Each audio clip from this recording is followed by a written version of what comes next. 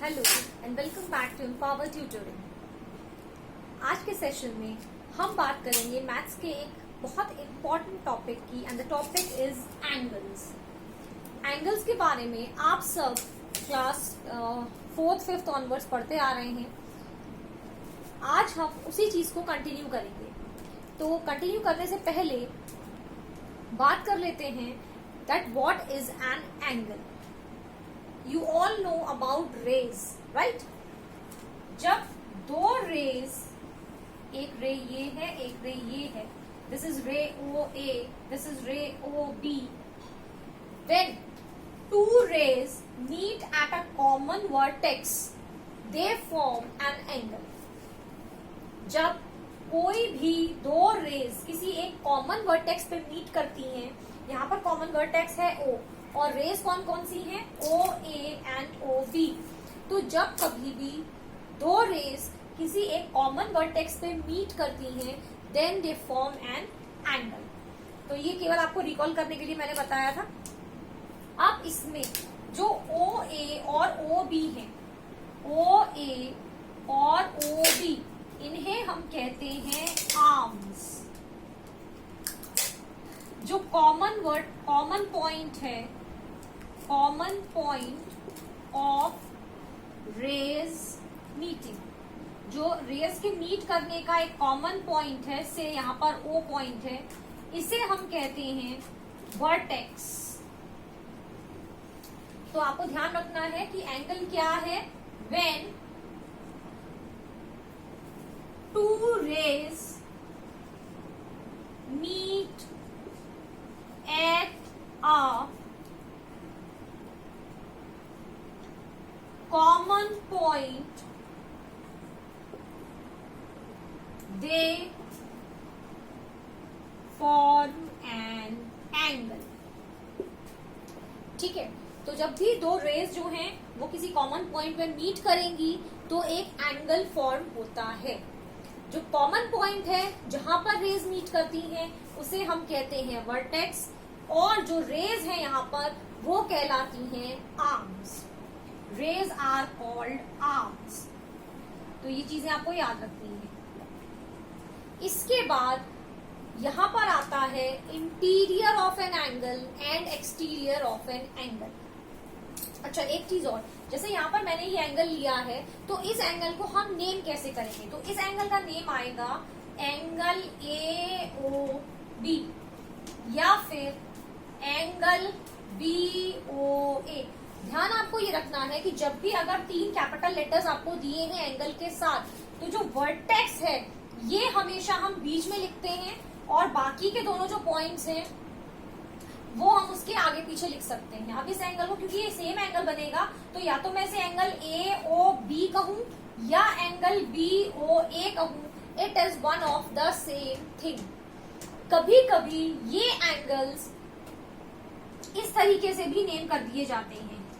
जैसे यहाँ पर एंगल फॉर्म हो रहा है तो मैंने अल्फाबेट लिख दिया A, सपोज करिए।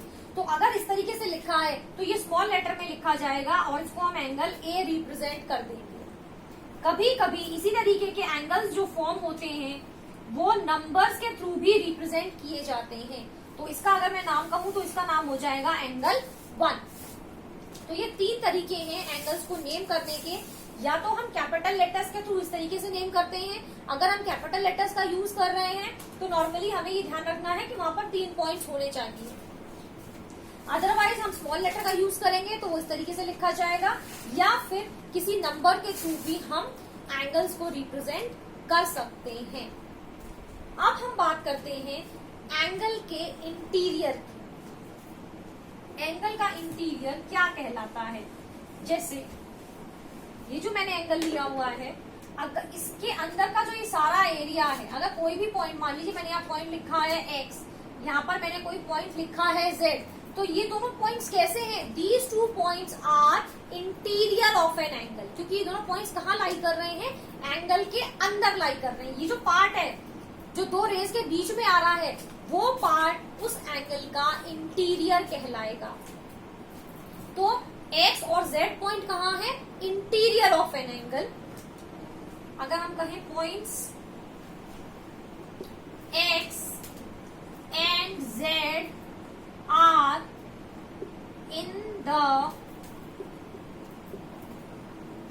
Interior of an angle. अब एंगल ए ओ बी के बाहर अगर मैंने इस तरीके से कोई पॉइंट मार्क कर दिया, सपोज करिए कोई पॉइंट आ गया एल, यहाँ पर कोई पॉइंट आ गया एम, तो ये ऐसे पॉइंट्स कहलाते हैं एक्सटीरियर पॉइंट्स, उस एंगल के एक्सटीरियर पॉइंट्स कहलाएंगे, या ये पार्ट हम एक्सटीरियर पार्ट भी कह सकते हैं। तो अगर मैं बताऊंगा आपको पॉइंट्स कौन से होंगे, तो points L and M are in the exterior of an angle. तो पॉइंट एल और पॉइंट एम जो है ये एंगल के एक्सटीरियर में हो गया। अब अगर मैं आपसे कहूं कि ऐसे कौन से पॉइंट्स हैं जो उस एंगल पर ही लाई कर रहे हैं ऑन द एंगल, तो ऑन द एंगल हम बात करें तो एक पॉइंट ए है, एक पॉइंट ओ है, एक पॉइंट बी है। कुछ पॉइंट्स मैं आपको और मार्क करके दिखा देती हूँ। यहाँ पर सपोज करिए पी आ गया, ये एस आ गया, तो ऐसे पॉइंट्स होंगे on the angle. On the angle कौन कौन से हमारे पॉइंट्स हैं इस फिगर के हिसाब से, ए है, ओ है, एस है, पी है और बी है। तो ये जो पॉइंट्स हैं ये हैं ऑन द एंगल, जो उस एंगल के आर्म्स पे लाई करेंगे वो कहलाएंगे ऑन द एंगल। अब हम चलते हैं आगे, बात करते हैं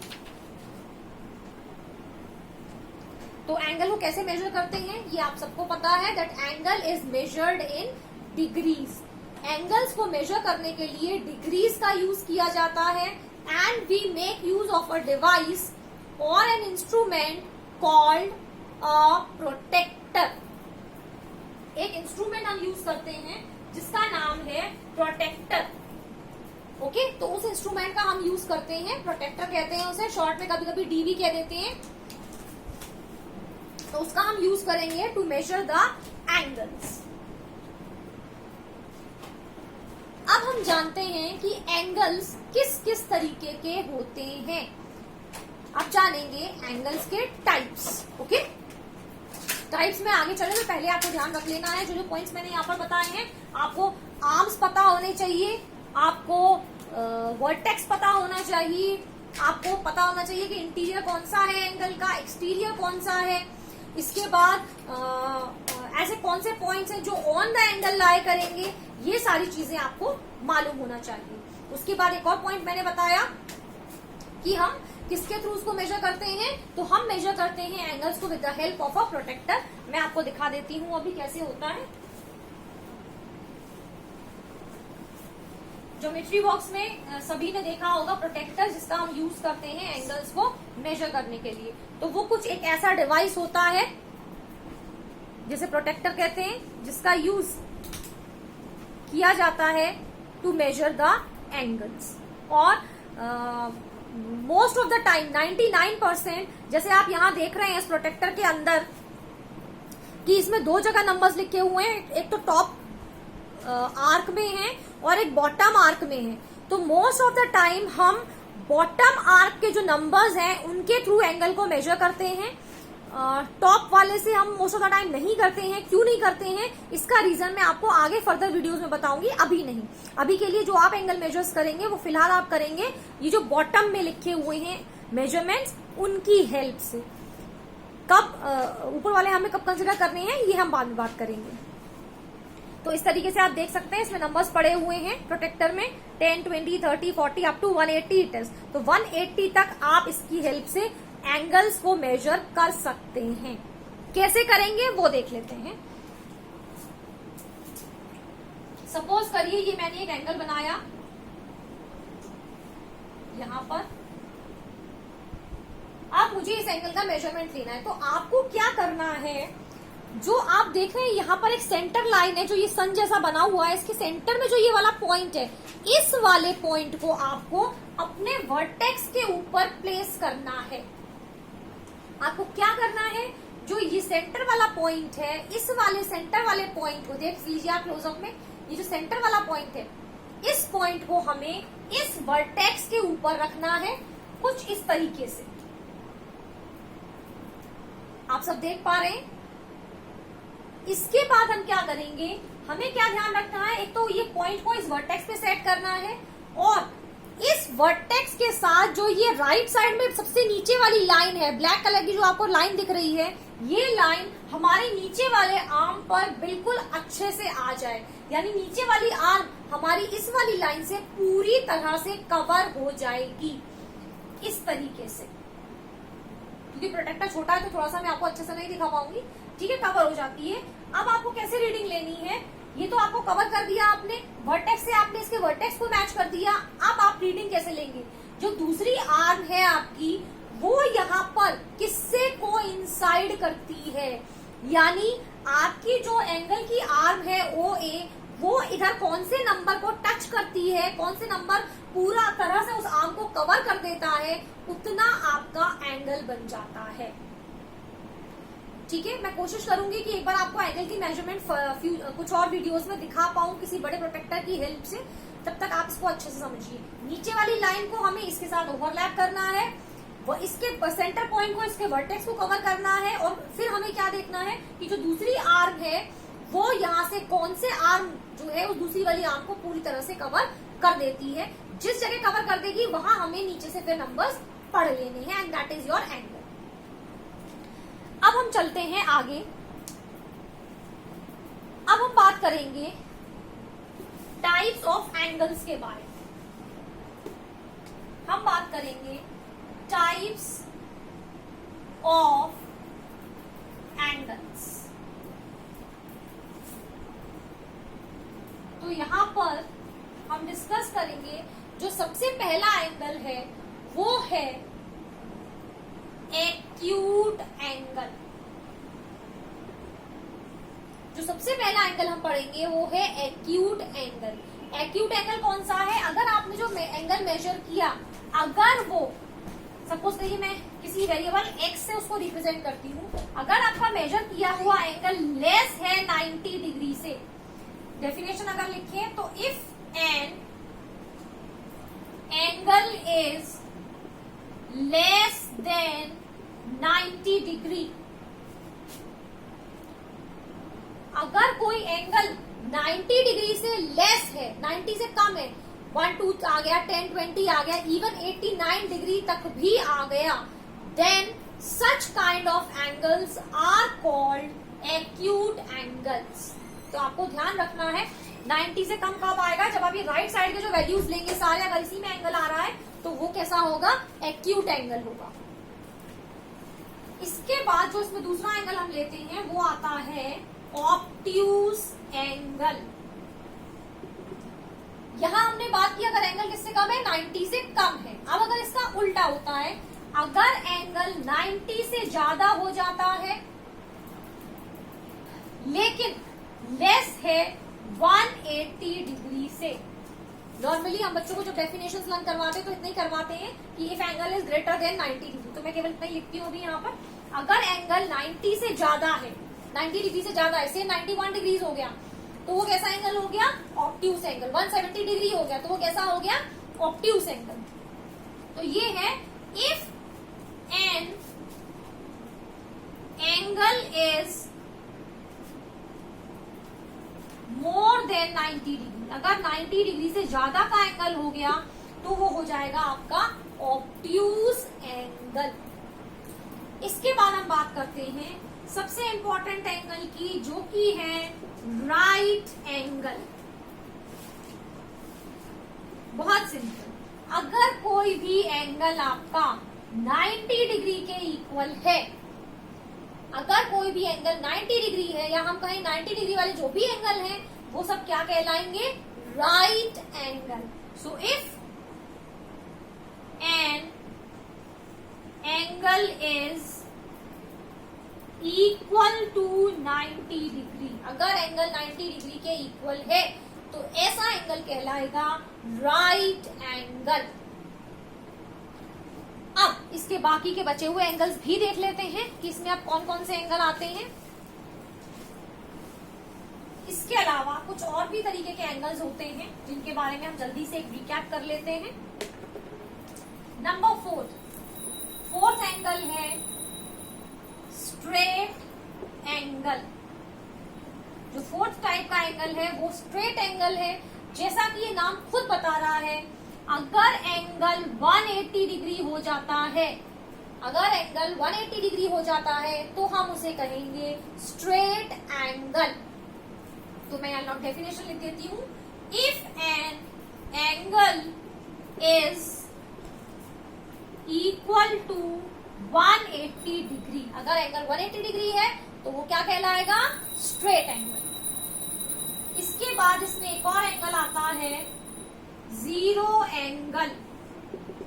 जैसा कि नाम खुद बता रहा है, एंगल कितना होगा? 0 degree. If an angle is equals to, if an angle is equal to 0 degree, अगर एंगल 0 डिग्री के इक्वल है तो ऐसा एंगल कहलाएगा जीरो एंगल। इसके बाद एक एंगल और आता है यहाँ पर, जिसका नाम है रिफ्लेक्स एंगल। रिफ्लेक्स एंगल कैसा होगा? अगर एंगल आपका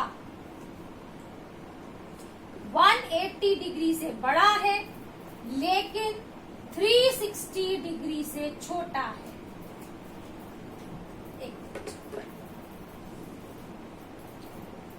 एंगल आपका बड़ा है 180 डिग्री से और छोटा है 360 डिग्री से, तो ऐसे एंगल्स कहलाएंगे reflex angles. So if an angle is more than 180 degree and less than 360 degree, अब वो कोई सी भी वैल्यू हो सकती है। 180 कहा मैंने, तो 181 अगर हो गया तो रिफ्लेक्स हो गया, 185 तो रिफ्लेक्स बनाना, 190, 200, 300, इवन 359 डिग्री तक एंगल कैसा कहलाएगा? Reflex angle. इसके बाद 7th टाइप का एक एंगल और ले लेते हैं, जिसे हम कहते हैं कंप्लीट एंगल। जैसा कि नाम खुद दिखा रहा है, अगर एंगल 360 डिग्री हो गया, अगर एंगल 360 डिग्री हो गया यानी एक कंप्लीट घूम गया, तो वो एंगल कैसा होगा? वो एंगल कहलाएगा कंप्लीट एंगल। तो इस वीडियो में इतना ही। हमने एंगल्स के बारे में सीखा, इंटीरियर एक्सटीरियर सीखा, टाइप्स ऑफ एंगल सीखे। अब फिर मिलेंगे नेक्स्ट वीडियो में और कंटिन्यू करेंगे लाइन इन एंगल्स के बारे में और भी बहुत सी चीजें।